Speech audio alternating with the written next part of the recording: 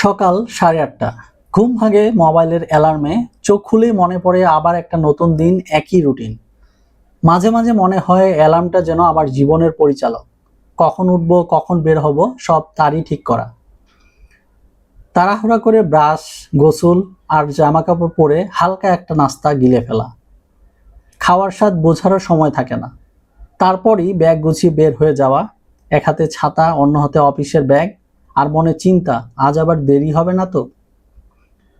বাস স্ট্যান্ডে দাঁড়িয়ে থাকা, কখনো বাস আসে না, আবার এলেও ভিড়ে চেপে দাঁড়ানোরও জায়গা থাকে না। রাস্তায় দাঁড়িয়ে গাড়ির হর্ন, ধুলা আর ভ্যাপসা গরমে মাথা যেন আরো ভারী হয়ে ওঠে। কিন্তু এভাবেই ঠেলাঠেলি ধাক্কাধাক্কি পেরিয়ে পৌঁছে যায় অফিসে। প্রায় 10টা বেজে যায় ততক্ষণে। অফিসে ঢুকতেই মনে হয় যেন এক যুদ্ধক্ষেত্রে প্রবেশ করলাম। ফাইলের স্তূপ, মিটিংয়ের তালিকা, ইমেইলের নোটিফিকেশন সব একসাথে চেপে বসে মাথায়। বসের মুখে ডেডলাইনের কথা শুনে কানে যেন বারবার একই শব্দ বাজতে থাকে, আজই শেষ করতে হবে প্রজেক্টটা।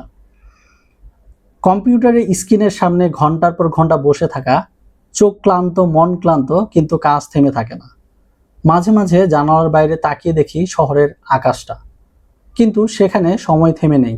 কেবল আমার মনে হয় আমি একই জায়গায় থেমে আছি। বিকেলে এক কাপ চা যেন ছোট্ট একটি আশ্রয়। সহকর্মীদের হাসি ঠাট্টায় কয়েক মিনিটের জন্য ভুলে যেতে ইচ্ছে করে সব চাপ, কিন্তু মনে হয় এই শান্তি যেন খুবই অস্থায়ী। তারপর আবার কাজ, আবার ব্যস্ততা। সন্ধ্যা গড়িয়ে রাত হয়ে যায় অজান্তেই।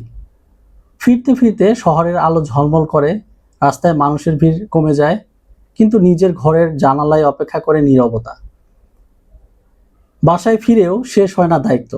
কারো জন্য বাজার, কারো জন্য ওষুধ, রান্না করে নিজের খাবার গরম করা, আর মাঝে মাঝে মোবাইলে চোখ বুলিয়ে দেখি বন্ধুদের আড্ডা, পরিবারের সাথে সময় কাটানোর ছবি। মনে হয় জীবন যেন শুধু অফিস আর বাসার মধ্যেই হারিয়ে যাচ্ছে। রাত 11টায় বিছানায় শুয়ে ভাবি, এটাই কি জীবন? কেন এত দৌড়, এত ব্যস্ততা? আমি কি সত্যি বেঁচে আছি, নাকি শুধু সময় পার করছি? কিন্তু পরদিন সকালেই আবার সেই অ্যালার্ম বেজে ওঠে, আর আমিও উঠে যাই, নতুন দিনের জন্য, নতুন দায়িত্বের জন্য। এই তো একজন চাকরিজীবীর গল্প। আমার মতো হাজারো মানুষের প্রতিদিনের লড়াই, নিঃশব্দ সংগ্রাম, যার পিছনে লুকিয়ে আছে অনেক ত্যাগ, অনেক স্বপ্ন আর অনেক ভালোবাসা।